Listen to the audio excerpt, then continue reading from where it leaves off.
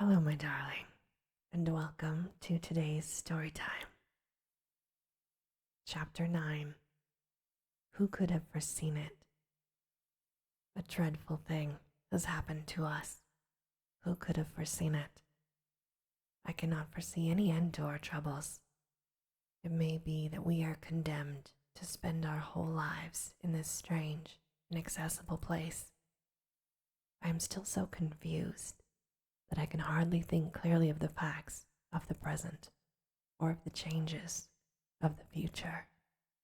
To my astounded senses, the one seems most terrible than the other, as black as night.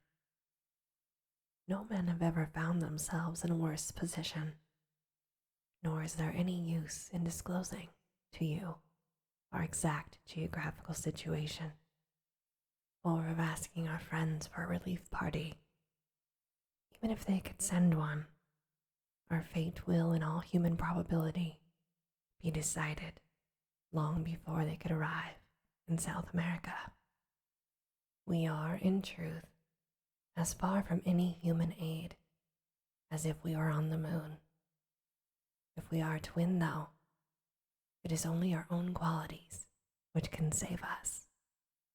I have as companions 3 remarkable men of great brain power and of unshaken courage. There lies our one and only hope. It is only when I look upon the untroubled faces of my comrades that I see some glimmer through the darkness. Outwardly, I trust that I appear as unconcerned as they. Inwardly, I am filled with apprehension. Let me give you, with as much detail as I can, the sequence of events which have led us to this catastrophe. Previously, we were within 7 miles from an enormous line of rooty cliffs, which encircled, beyond all doubt, the plateau of which Professor Challenger spoke. Their height, as we approached them, seemed to me in some places to be greater than he had stated, running up in parts to at least 1,000 feet, and they were curiously striated in a manner which is, I believe, characteristic of basaltic upheavals. Something of this sort is to be seen in Salisbury Craigs at Edinburgh. The summit showed every sign of a luxuriant vegetation, with bushes near the edge, and farther back, many high trees. There was no indication of any life that we could see. That night, we pitched our camp immediately under the cliff, the most wild and desolate spot. The crags above us were not merely perpendicular, but curved outwards at the top. This made ascent out of the question. Close to us was the high, thin pinnacle of rock which I believed I mentioned earlier in this narrative.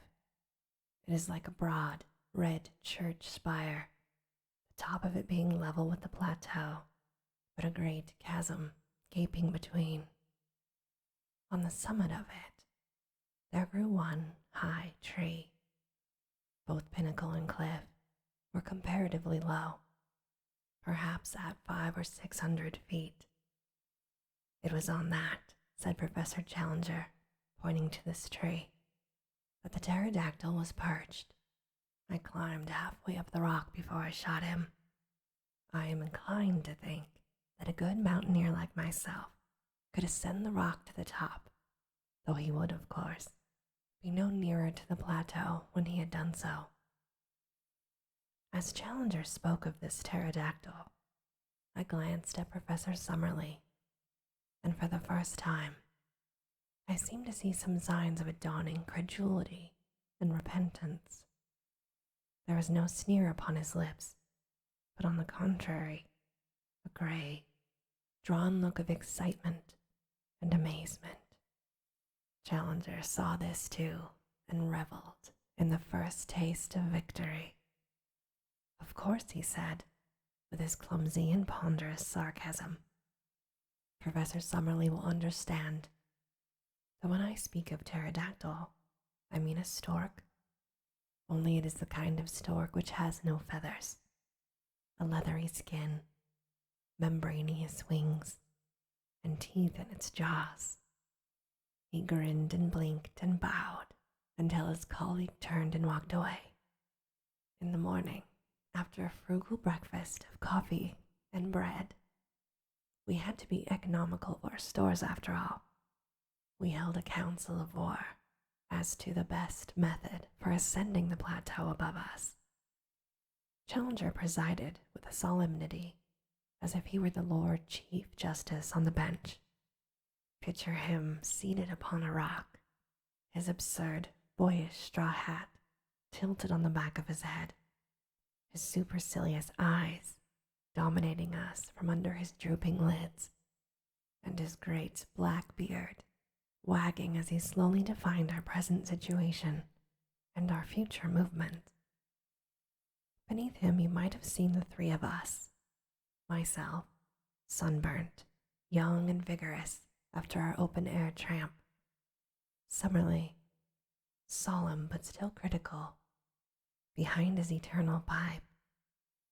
Lord John, as keen as a razor edge, with his supple, alert figure leaning upon his rifle, and his eager eyes fixed upon the speaker. I need not say, said our leader, that on the occasion of my last visit, I exhausted every means of climbing the cliff, and where I failed, I do not think that anyone else is likely to succeed, for I am something of a mountaineer. I had none of the appliances of a rock climber with me, but I have taken the precaution to bring them now. With their aid, I am positive I could climb that detached pinnacle to the summit. But so long as the main cliff overhangs, it is vain to attempt to ascend that. I was hurried upon my last visit by the approach of the rainy season, and by the exhaustion of my supplies. These considerations limited my time, and I can only claim that I have surveyed about 6 miles of the cliff to the east of us, but found no possible way up. What then shall we do now?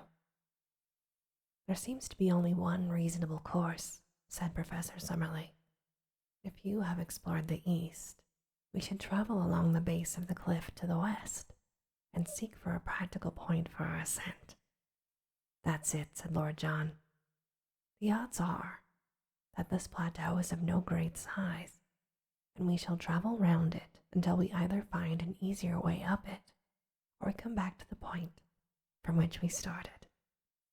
I have already explained to our young friend here, said Challenger. The man has a way of alluding to me as if I were a school child of 10 years old. That it is quite impossible that there should be an easy way up anywhere. Yet I admit that there may very well be places where an expert human climber may reach the summit, and yet a cumbrous and heavy animal may be unable to descend. It is certain that there is a point where an ascent is possible. Well, how do you know that, sir? Asked Summerlee sharply. Because my predecessor, the American Maple White, actually made such an ascent. How otherwise could he have seen the monster which he sketched in his notebook? Ah, said Summerlee, there you reason somewhat ahead of the proved facts.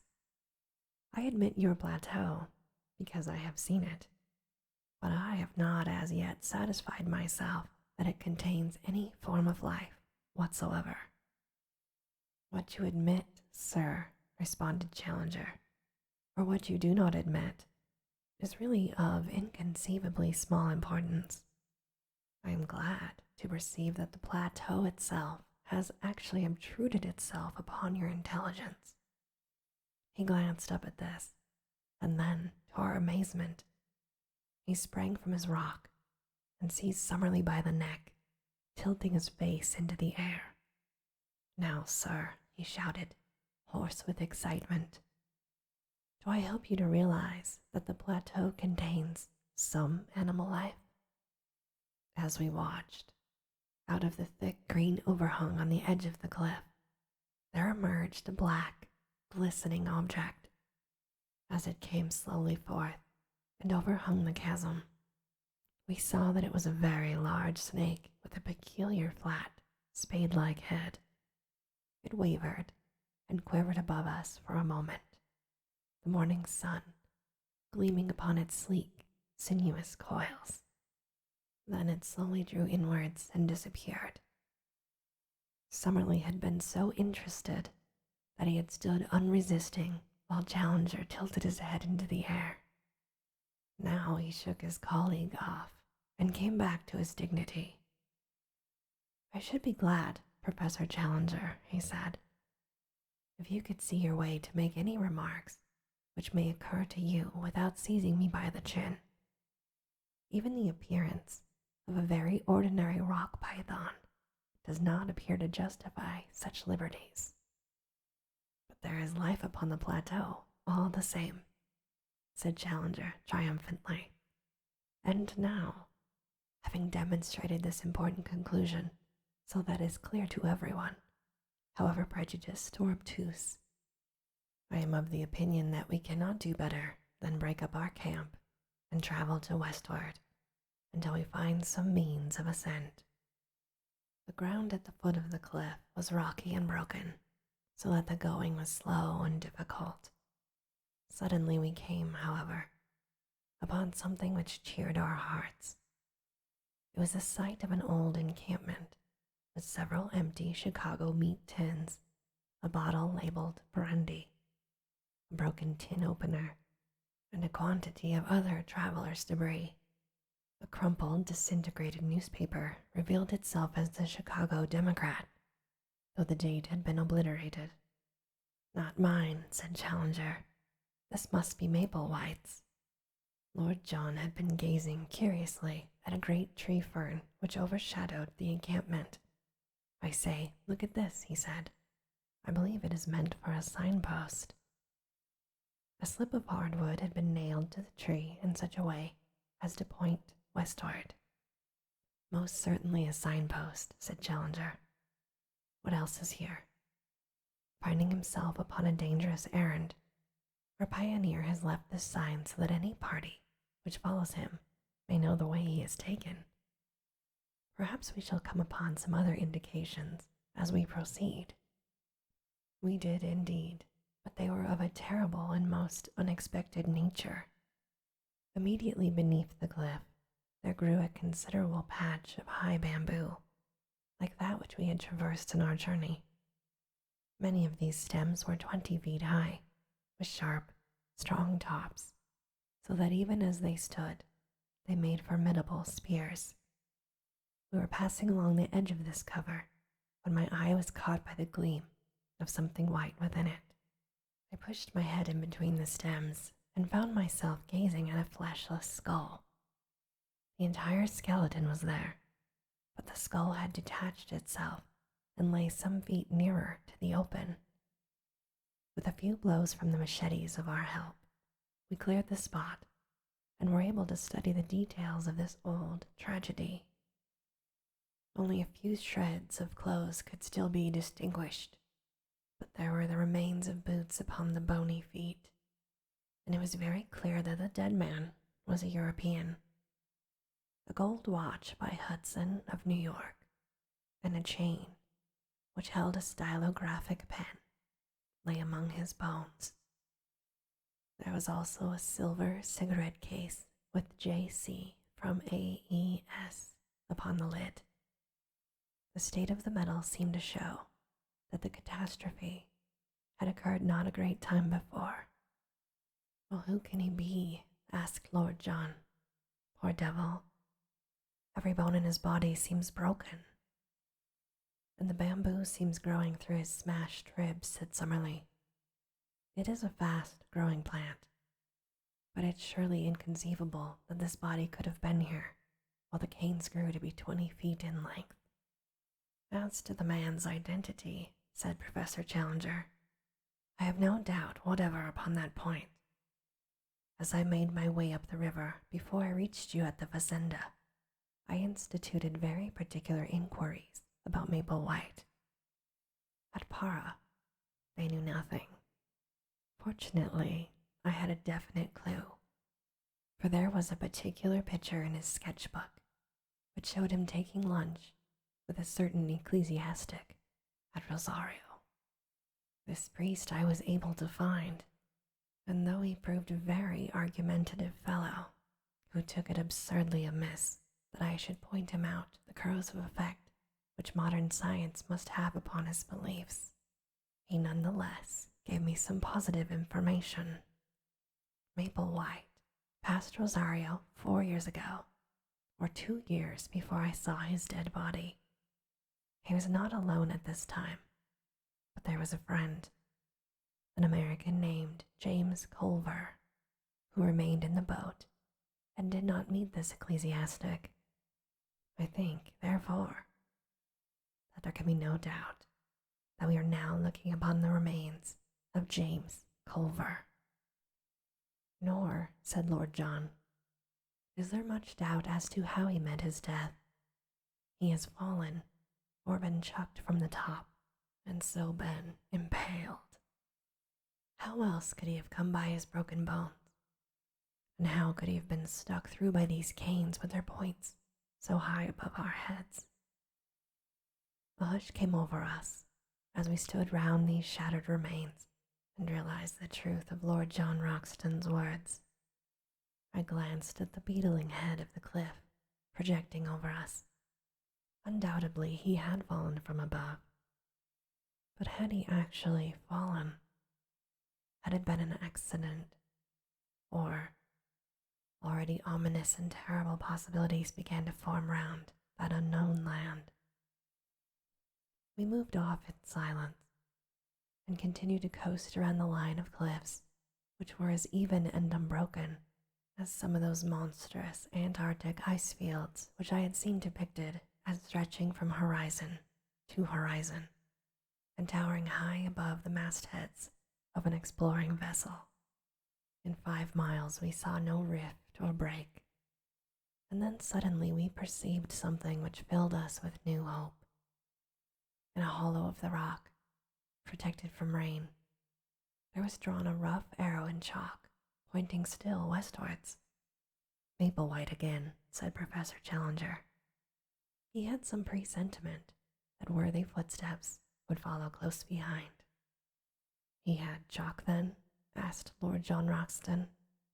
Yes, I found a box of colored chalks among the effects I found in his knapsack. I remember that White was worn to the stump. Well, that is certainly good evidence, said Summerlee. We can only accept his guidance and follow on to the westward. We had proceeded some 5 miles when we again saw a white arrow upon the rocks. It was at a point where the face of the cliff was for the first time split into a narrow cleft. Inside the cleft was a second guidance mark, which pointed right up it with the tip somewhat elevated, as if the spot indicated were above the level of the ground. It was a solemn place, for the walls were so gigantic, and the slit of blue sky so narrow and so obscured by a double fringe of verdure that only a dim and shadowy light penetrated to the bottom. We had no food for many hours, and were very weary with the stony and irregular journey, but our nerves were too strong to allow us to halt. We ordered the camp to be pitched, however, and, leaving the Indians to arrange it, we four, with our helpers, proceeded up the narrow gorge. It was not more than 40 feet across at the mouth, but it rapidly closed until it ended at an acute angle, too straight and smooth for any kind of ascent. Certainly it was not this which our pioneer had attempted to indicate. We made our way back. The whole gorge was not more than 1/4 of a mile deep, and then suddenly the quick eyes of Lord John fell upon what we were seeking. High above our heads, amid the dark shadows, there was one circle of deeper gloom. Surely it could only be the opening of a cave. The base of the cliff was heaped with loose stones at the spot, and it was not difficult to climb our way up. When we reached it, however, all doubt was removed. Not only was it an opening in the rock, but on the other side there was marked once again the sign of the arrow. Here was the point, and this, the means by which Maple White and his ill-fated comrade had made their ascent. We were too excited to return to the camp, but must make our first exploration at once. Lord John had an electric torch in his knapsack, and this had to serve us as light. He advanced, throwing his little clear circlet of yellow radiance before him, while in single file we followed at his heels. The cave had evidently been water-worn, the sides being smooth and the floor covered with rounded stones. It was of such a size that a single man could just fit through by stooping. For 50 yards it ran almost straight into the rock, and then it ascended at an angle of 45. Presently this incline became even steeper, and we found ourselves climbing upon hands and knees among loose rubble which slid from beneath us. Suddenly an exclamation broke from Lord Roxton. "It's blocked," he said. Clustering behind him, we saw in the yellow field of light a wall of broken basalt extending to the ceiling. The roof has fallen in, I realized. In vain, we dragged out some of the pieces. The only effect was that the larger ones became detached and threatened to roll down the gradient and crush us. It was evident that the obstacle was far beyond any efforts which we could possibly make to remove it. The road by which Maple White had ascended was no longer available. Too much cast down to speak, we stumbled down the dark tunnel and made our way back to camp. One incident occurred, however, before we left the gorge, which is of importance in view of what came afterwards. We had gathered in a small group at the bottom of the chasm, some 40 feet beneath the mouth of the cave, when a huge rock rolled suddenly downwards and shot past us with tremendous force. It was the narrowest escape for all of us. We could not see ourselves whence the rock had come, but our servants, who were still at the opening of the cave, said that it had flown past them and must therefore have fallen from the summit. Looking upwards, we could see no sign of movement above us amidst the green jungle which topped the cliff. There could be little doubt, however, that the stone was aimed at us, so the incident purely pointed to humanity and malevolent humanity upon that plateau. We withdrew hurriedly from the chasm, our minds full of this new development and its bearing upon our plans. The situation was difficult enough before, but if the obstructions of nature were increased by the deliberate opposition of man, then our case was indeed a hopeless one. And yet, as we looked up at that beautiful fringe of verdure only a few hundreds of feet above our heads, there was not one of us who could conceive the idea of returning to London until we had explored its depths fully. On discussing the situation, we determined that our best course was to continue to coast round the plateau in the hopes of finding other means of reaching the top. The line of cliffs, which had decreased considerably in height, had already begun to trend from west to north, and if we could take this as representing the arc of a circle, the entire circumference would not be very great. At the worst, then, we should be back in a few days at our starting point. We made a march that day which totaled some 22 miles, without any change in our prospects. I may mention that our aneroid shows that in the continual incline which we have ascended since we abandoned our canoes, we have risen to no less than 3,000 feet above sea level. Hence there is a considerable change, both in the temperature and in the vegetation. We have shaken off some of that horrible insect life, which is the bane of tropical travel.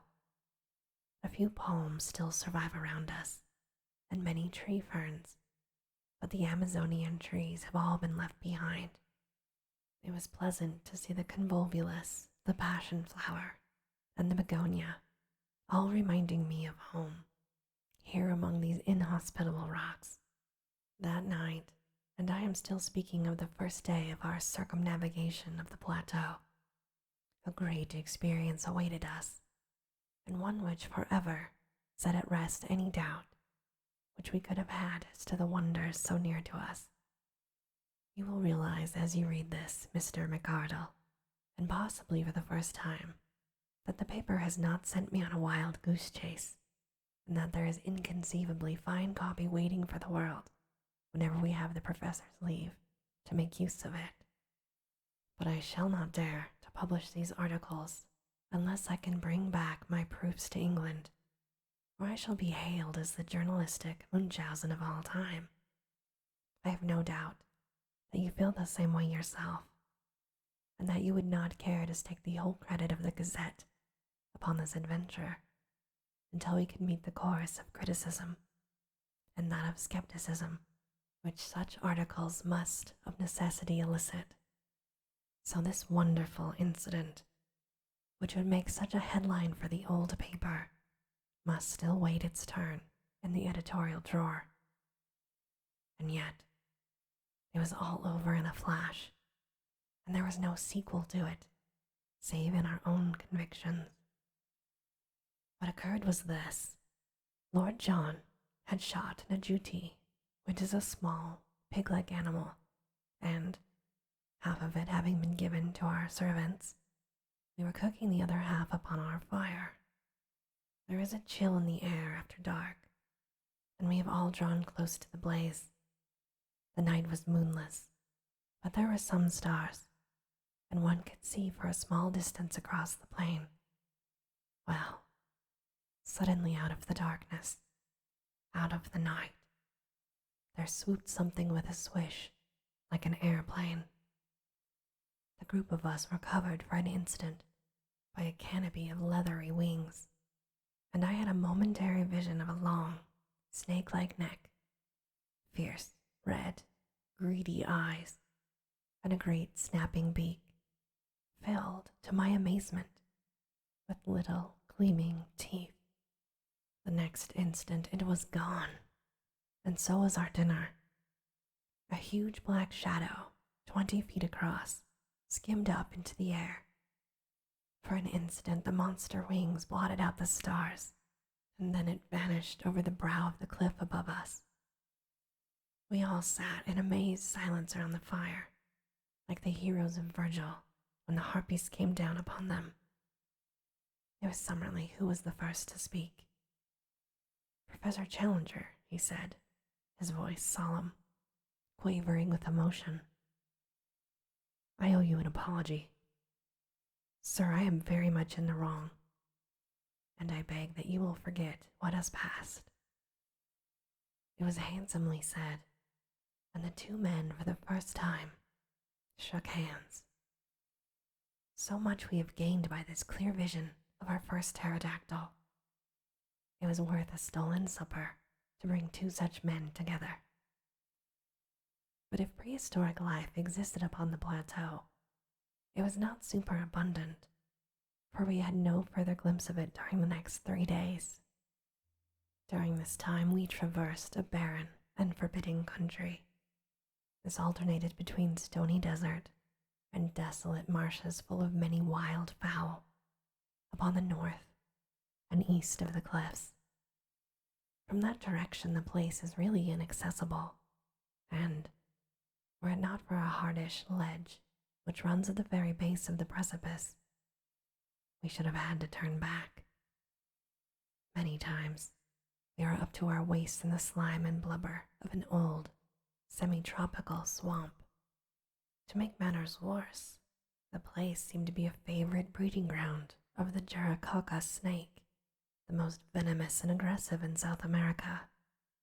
Again and again these horrible creatures came writhing and springing towards us, sliding across the surface of this putrid bog, and it was only by keeping our shotguns forever at the ready that we began to feel safe from them.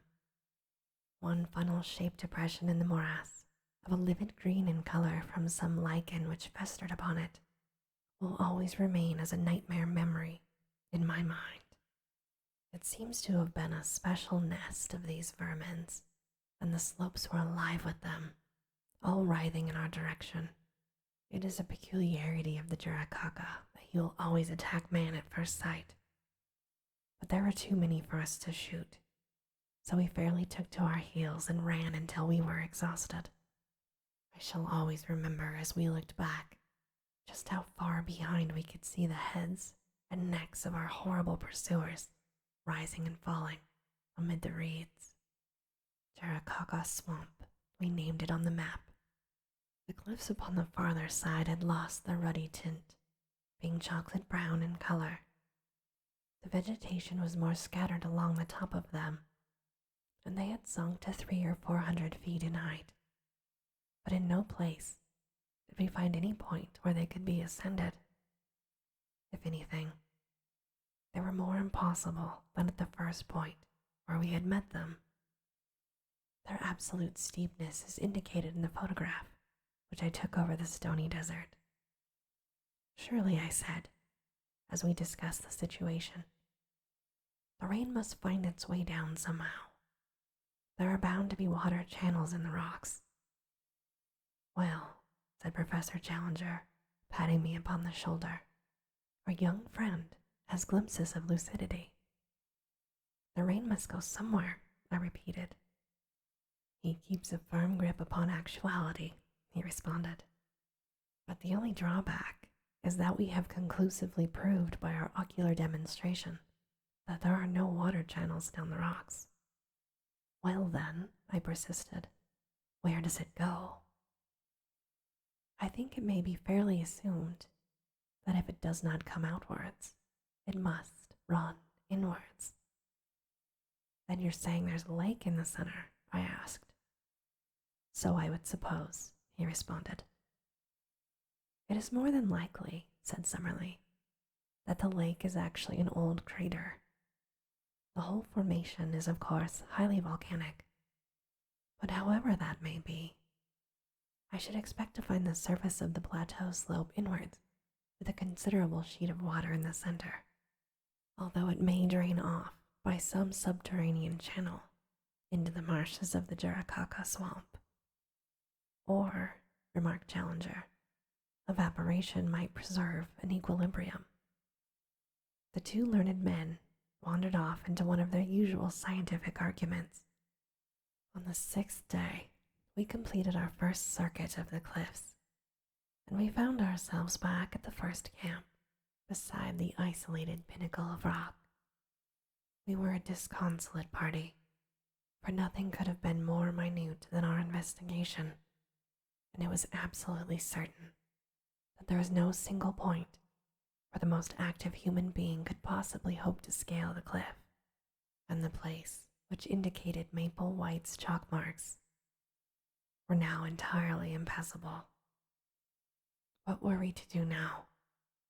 Our stores of provisions, supplemented by our own guns, were holding out well, but the day must come when they would need to be replenished.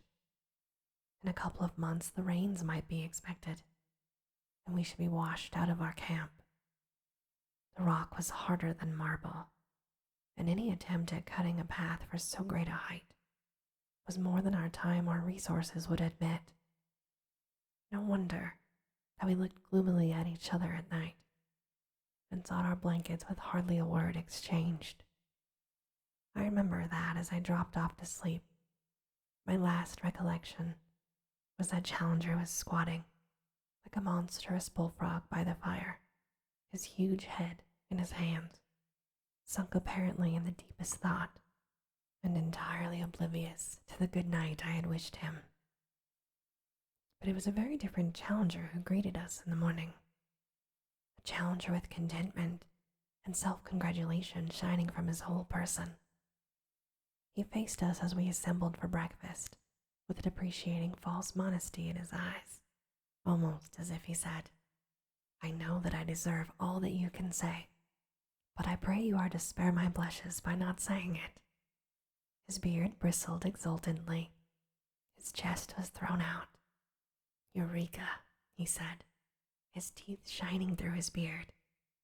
Gentlemen, you may congratulate me, and we may congratulate each other, for the problem is solved.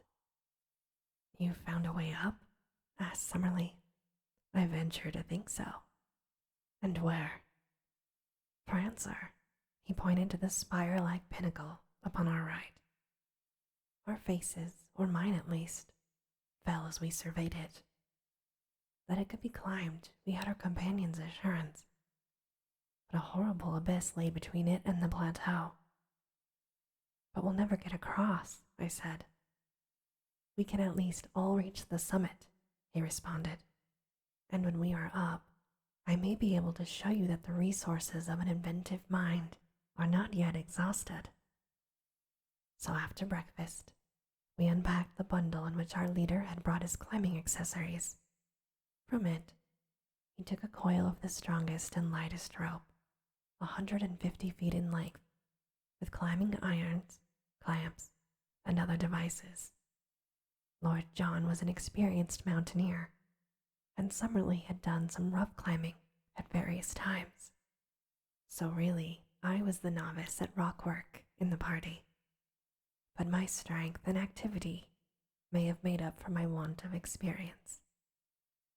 It was not in reality a very difficult task, though there were moments which made my hair bristle upon my head. The first half was perfectly easy, but from there upwards it became continually steeper until, for the last 50 feet, we were literally clinging with our fingers and toes to tiny ledges and crevices in the rock. I could not have accomplished it, nor could Summerlee, if Challenger had not gained the summit. It was extraordinary to see such activity in so unwieldy a creature. And there he fixed the rope around the trunk of a considerable tree which grew there. With this as our support, we were soon able to scramble up the jagged wall until we found ourselves upon the small grassy platform, some 25 feet in each direction, forming the summit. The first impression which I received when I had recovered my breath was of the extraordinary view over the country which we had traversed. The entire Brazilian plain seemed to lie beneath us, extending away and away, until it ended in dim blue mists upon the farthest skyline. In the foreground was the long slope, strewn with rocks and dotted with tree ferns, farther off in the middle distance. It looked over the Saddleback Hill, and I could just see the yellow and green mass of bamboos through which we had passed. And then gradually the vegetation increased until it formed the huge forest which extended as far as the eyes could reach, and for a good 2,000 miles beyond. I was still drinking in this wonderful panorama when the heavy hand of the professor fell upon my shoulder. This way, my young friend, he said. Vestigia, nulla, retrorsum. Never look rearwards, but always to our glorious goal. When I turned, the level of the plateau was exactly that on which we stood, and the green bank of bushes, with occasional trees, was so near that it was difficult to realize how inaccessible it remained. At a rough guess, the gulf was 40 feet across, but so far as I could see, it might as well have been 40 miles. I placed one arm around the trunk of the tree, leaning over the abyss.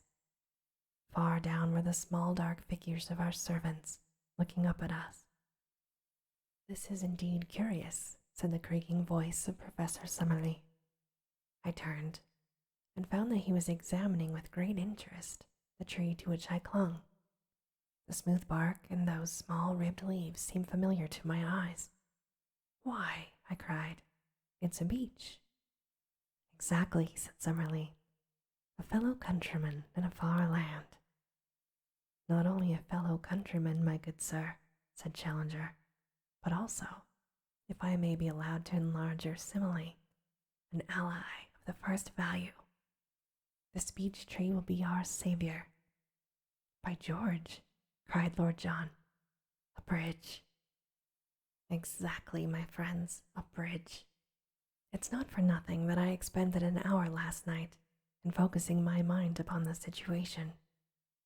I have some recollection of once remarking to our young friend here that GEC is at his best when his back is to the wall.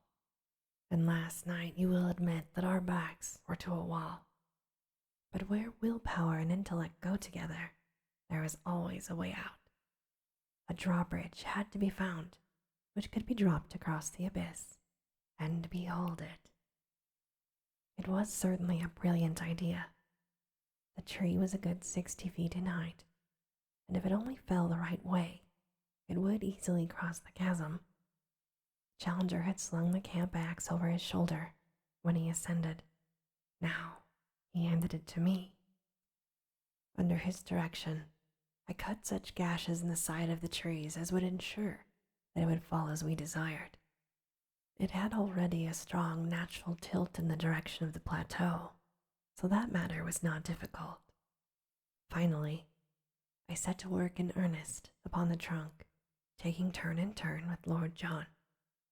In a little over an hour, there was a loud crack. The tree swayed forward and then crashed over, burying its branches among the bushes on the farther side. The severed trunk rolled to the very edge of our platform, and for one terrible second, we thought it was all over. But we were lucky, and it balanced itself a few inches from the edge, and there was our bridge to the unknown. All of us, without a word, shook hands with Professor Challenger, who raised his straw hat and bowed deeply to each in turn. I claim the honor, he said, to be the first to cross to this unknown land, a fitting subject, no doubt, for some future historical painting. He had approached the bridge when Lord John Roxton laid his hand upon his coat. My dear chap, he said, I really cannot allow that. Cannot allow it, sir. The head went back and the beard forward.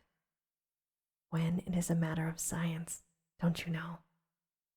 I follow your lead because you are a man of science, but it's up to you to follow me when you come into my department.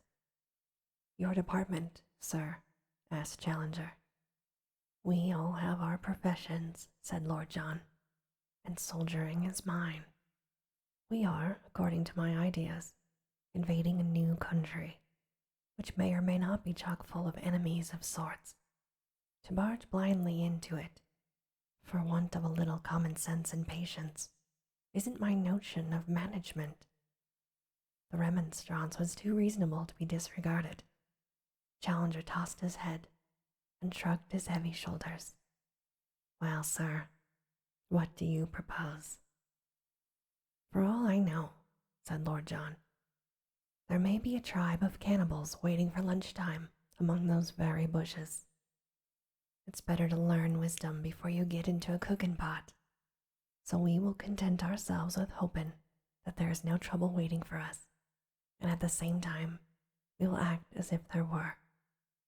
Malone and I will go down again, therefore, and we will fetch up the 4 rifles, together with Gomez and the other.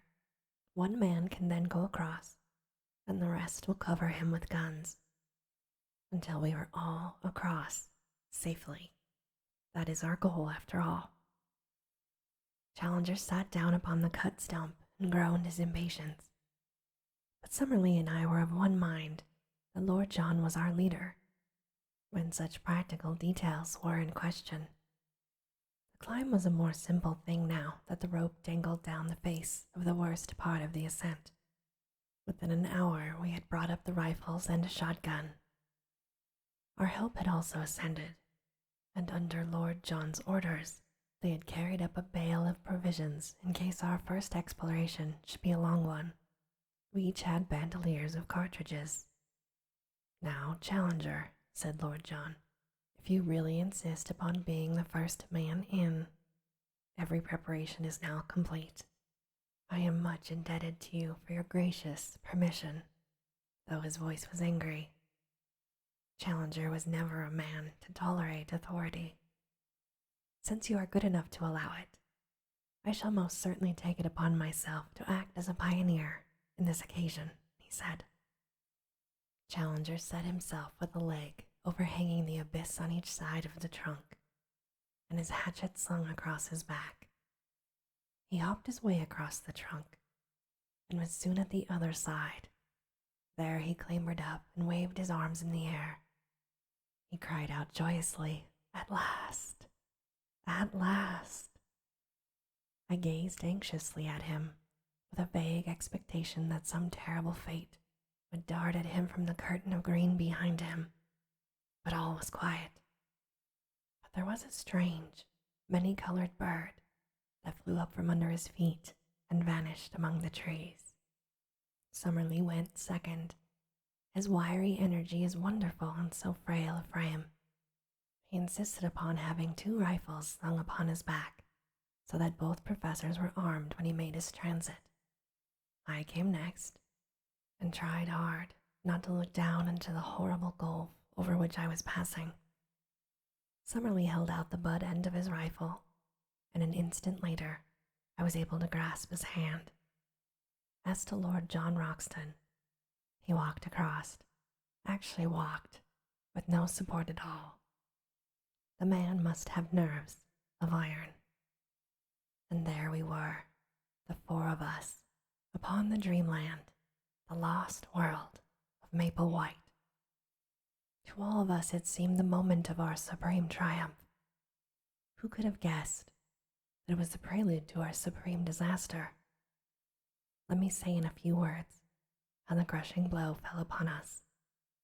We had turned away from the ledge and had penetrated about 50 yards of close brushwood when there came a frightful, rending crash from behind us. As one, we rushed back the way we had come, but the bridge was gone. Far down the base of the cliff I saw, as I looked over, a tangled mass of branches and splintered trunk. It was our tree, our bridge. Had the edge of the platform crumbled and let it through? For a moment this explanation was in all of our minds. The next, from the farther side of the rocky pinnacle, there came a smiling, swarthy face, the face of our servant, Gomez. Yes, it was Gomez, but no longer the Gomez of the demure smile and the mask-like expression. Here he was, a face with flashing eyes and distorted features, a face convulsed with hatred and with the mad joy of gratified revenge. "Lord Roxton," he shouted. "Lord John Roxton." "Well," said our companion, "here I am. You see me." Then a shriek of laughter came across the abyss. "Yes, there you are, and there you will remain. I have waited and waited, and now has come my chance. You found it hard to get up. You will find it harder to get down. You are cursed, you fools, and you are trapped, every one of you." We were too astounded to speak. We could only stand there staring in amazement. A great broken bough upon the grass showed whence he had gained his leverage to tilt over our bridge. The face had vanished, but presently it was up again, more frantic than before. "We nearly killed you with the stone at the cave," he said, "but this is better. It is slower and more terrible. Your bones will whiten up there, and none will know where you lie or ever come to cover them. As you lie dying, think of Lopez, whom you shot 5 years ago on the Putumayo River. I am his brother, and come what will, I will die happy now, for his memory has been avenged." A furious hand was shaken at us, and then all was quiet. Had our servant simply wrought his vengeance and then escaped? All might have been well for him, but it was that foolish, irresistible impulse to be dramatic which brought his own downfall. Roxton, the man who had earned himself the name of Flail of the Lord in 3 countries, was not a man who could be taunted. Our servant was descending on the farther side of the pinnacle, but before he could reach the ground, Lord John had run along the edge of the plateau and had gained a point from which he could see this man. There was a single crack of the rifle, and though we saw nothing, we heard the scream, and then a distant thud of his falling body. Roxton came back to us, his features of granite. "I have been a blind simpleton," he said bitterly. "It is my folly that has brought you into all of this trouble. I should have remembered that these people have long memories for blood feuds, and I should have been more upon my guard."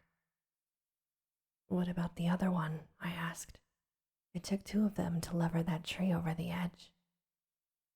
"I could have shot him," he replied, "but I let him go. He may have no part in this. Perhaps it would have been better if I had killed him, for he must, as you say, have lent a hand." Now that we had the clue to his action, each of us could cast back and remember some sinister act upon the part of our servant. His constant desire to know our plans, his arrest outside our tent when he was overhearing us, the furtive looks of hatred which from time to time one or the other of us had seen. We were still discussing it, endeavoring to adjust our minds to these new conditions, when a singular scene in the plain below arrested our attention. A man in white clothes, who could only be the surviving servant, was running as one does when death is the pacemaker. Behind him, only a few yards in his rear, bounded the huge figure of our other servant, Zombo. Even as we looked, he sprang upon the back of the fugitive and flung his arms around his neck. They rolled on the ground together. An instant afterwards, Zombo rose, looked at the prostrate man, and then, waving his hands joyously to us, came running in our direction. The other figure lay motionless in the middle of the great plain.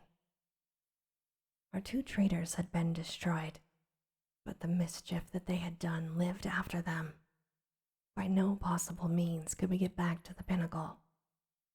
We had been natives of the world. Now we were natives of the plateau. The 2 things were separate and apart. There was the plain which led to the canoes. Yonder, beyond the violet, hazy horizon, was the stream which led back to civilization. But the link between was missing, and there was simply no means of bridging the chasm which yawned between ourselves and our past lives. One instant had altered the entire conditions of our existence. It was such a moment that I learned the stuff of which my 3 comrades were composed. They were grave, it is true, and thoughtful, but had an invincible serenity. For the moment we could only sit among the bushes in patience and wait the coming of Zombo. Presently, his beautiful face topped the rocks, and his Herculean figure emerged upon the top of the pinnacle. "What should I do now?" he cried. "You tell me and I'll do it." It was a question which is easier to ask than to answer. One thing only was clear. He was our one trusty link with the outside world. On no account must he leave us. "I'll never leave you," he cried. "Whatever come, you will always find me here." "But what do I do of the other servants?" he asked. Now it was a fact that our other servants had shown in many ways of late that they were weary of their journey and anxious to return to their tribe. We realized that Zombo spoke the truth, and that he would have to release them for us. Make them wait until tomorrow, Zambo, I said, and then I can send a letter back by them. Very good, he replied. I promise they will wait until tomorrow. But what should I do for you now? In reality, there was plenty for him to do, and admirably the faithful fellow did it. First of all, under our directions, he undid the rope from the tree stump and threw one end of it across to us. It was not thicker than a clothesline, but it was of great strength, and though we could not make a bridge of it, we might well find it invaluable if we had any climbing to do. He then fastened his end of the rope to the package of supplies which had been carried up, and we were able to drag it across. This gave us the means of life for at least a week, even if we found nothing else. Finally, he descended and carried back up 2 other packets of mixed goods, a box of ammunition, and a number of other things, all of which we got across by throwing our rope to him and hauling it back. It was evening when he climbed down for the final time, with a final assurance that he would keep the servants with him until morning. Then we supped and camped at the very edge of the cliff, quenching our thirst with 2 bottles of Apollinaris, which were in one of the cases. It was vital for us to find water, but I think even Lord John himself had had adventures enough for one day, and none of us felt inclined to make the first push into the unknown. We forbore to light a fire or make any kind of unnecessary sound, just in case. Tomorrow, we shall make our first venture into this strange land, when I shall be able to write again, or if I ever shall write again, I know not. Meanwhile, I can see that the servants are still in their place, and I am sure that our faithful Zambo will be here presently to get my letter. I only trust it will come to hand. And this, my darling, is the end of our story time today. As always, I hope that you have very sweet and creepy dreams. Good night.